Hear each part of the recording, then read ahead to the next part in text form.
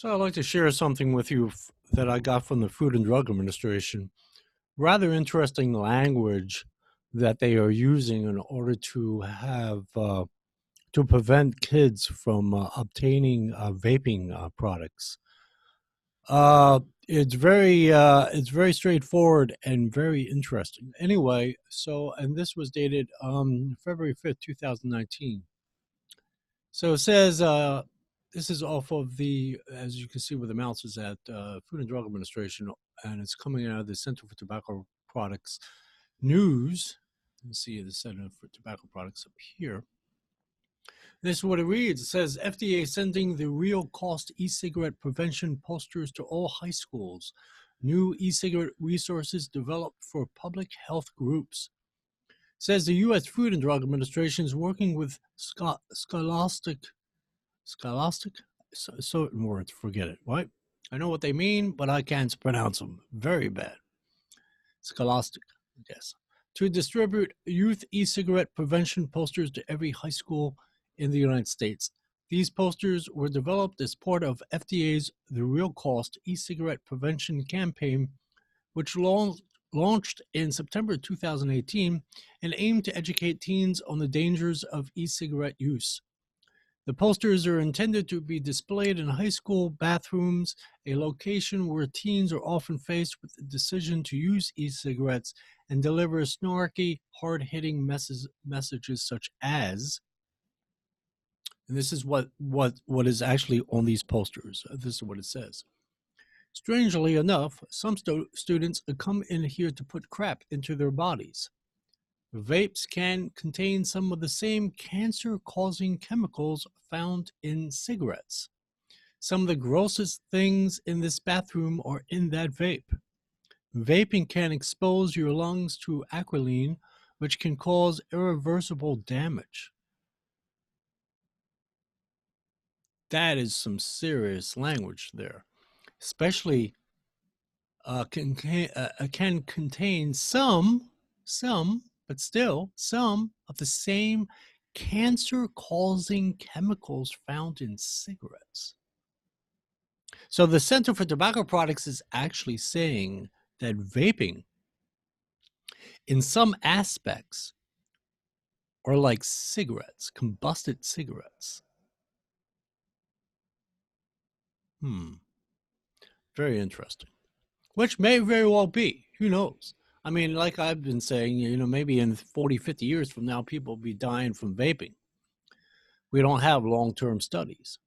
But according to the FDA, apparently they have enough information to actually say that some of the chemicals within vapes can cause cancer, which is just like cigarettes. Says the posters were initially distributed last fall as part of the campaign launched to more than 10,000 high schools. Due to high demand, FDA, in conjunction with a Scholastic, cannot do it, will now send posters to the more than 20,000 remaining public and private high schools in the United States. Schools do not need to request these posters. We're proactively mailing them directly to schools. So it's not like a school can say, well, I heard about this. No, the FDA is sending them to all the schools, private or public. In addition to providing the Real Cost campaign posters to high schools, FDA has developed 2 new posters for use by doctors, youth groups, churches, state and local public health agencies, and others who may find these resources helpful in educating youth on the dangers of e-cigarette use. The posters, which also address the potential health consequences of e-cigarette use, are available for download or for print via the Ctp Exchange Lab. I guess we can take a look at that. So I make it big for you to see. And this is, now you have to understand, this isn't coming out of like health organizations and things of that nature. This is actually coming out of the FDA/CTP. So one of the posters says, if you don't think vaping is addictive, it may have already altered your brain. A nicotine-free vape is not a worry-free vape. And there's one in Spanish. And it says every try counts. Partner toolkit. So you can guess a toolkit you can get.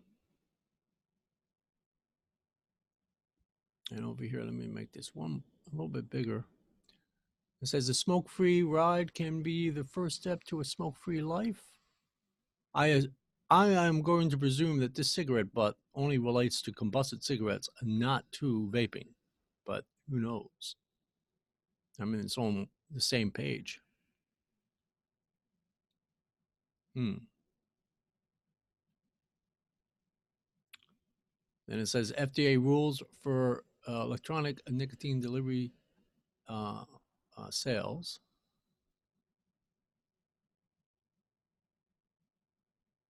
And it says in the past year alone, vaping among high schoolers has increased 78%. These are posters, okay? And then over here,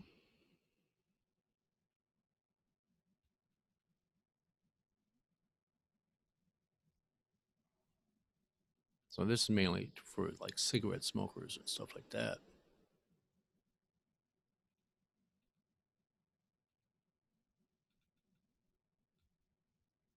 Oh, that's a nasty, nasty picture over here of a cigarette. And they're grouping us into this here. Rather interesting.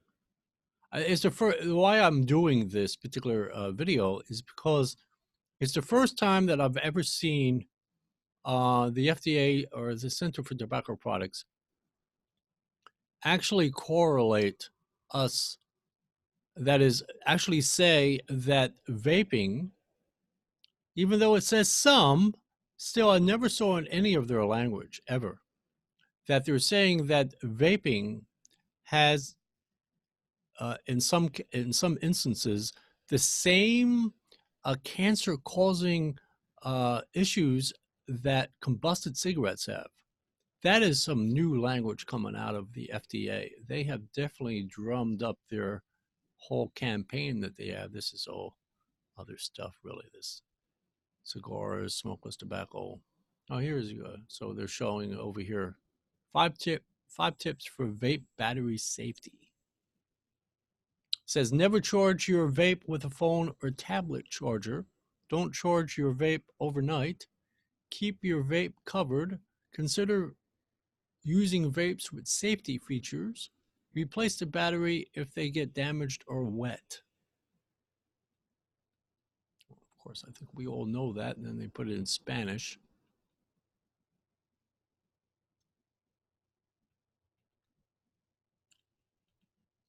It's about cigarillos, but it's all in Spanish.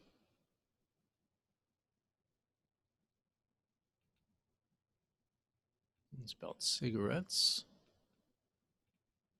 That's pretty much it. But the key to this is this. Some of the same cancer-causing chemicals found in cigarettes. See, it says vapes can contain some of the same cancer-causing chemicals in cigarettes. I've never seen ever, and I've been studying and reading and all kinds of goody things from the FDA for over 4 years, and I have yet to see that type of language. That is serious language. They're saying that there are some chemicals in e-liquids or in vapes in general, maybe the metals or whatever have you, that can actually cause cancer. Cancer. Now, this is February 5th, 2019. I certainly can understand maybe in 30, 40 years after long-term studies that they come up with something like this. I bet you Vape Passion fell over in his chair. He's probably blind right now. He couldn't believe what he saw.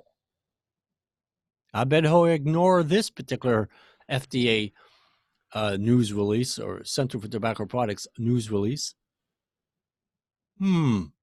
It says, and it also says, vaping can expose your lungs to acrolein, which can cause irreversible damage. Now, they're putting this out for teens in high schools.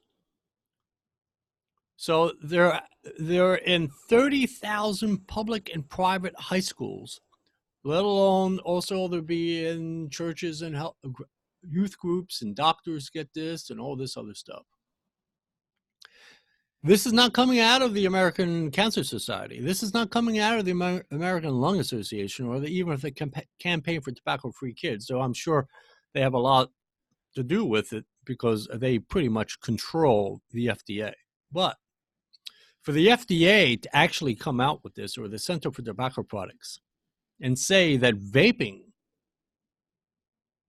can cause cancer-causing, in other words, vaping can cause cancer, is a new one, is a very new statement coming from the FDA.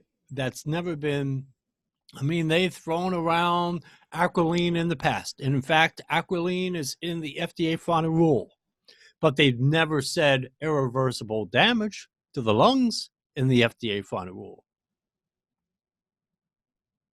And they always attributed, like when they spoke about it in the FDA final rule, they always were saying things like, well, you find that in combusted cigarettes. And that there have been some studies that show acrolein in e-liquids, but they never said irreversible damage. And this is very blunt, in-your-face language that a teenager will look at. Now, of course, all fine and good that a teenager or someone under the age of 18 does not vape. Absolutely, I agree with that. I have no problem with that with the FDA or the CTP. Absolutely agree.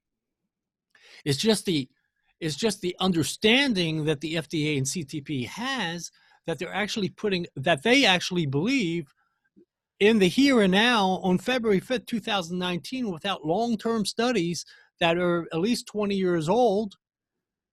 They're actually saying that some of the chemicals in vaping can cause cancer or irreversible damage to your lungs.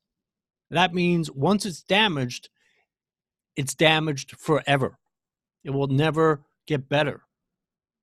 This is very, very strong language coming out of the FDA and CTP. Anyway, just wanted to share this little ditty with you. You guys have a good one. If you can, bye-bye.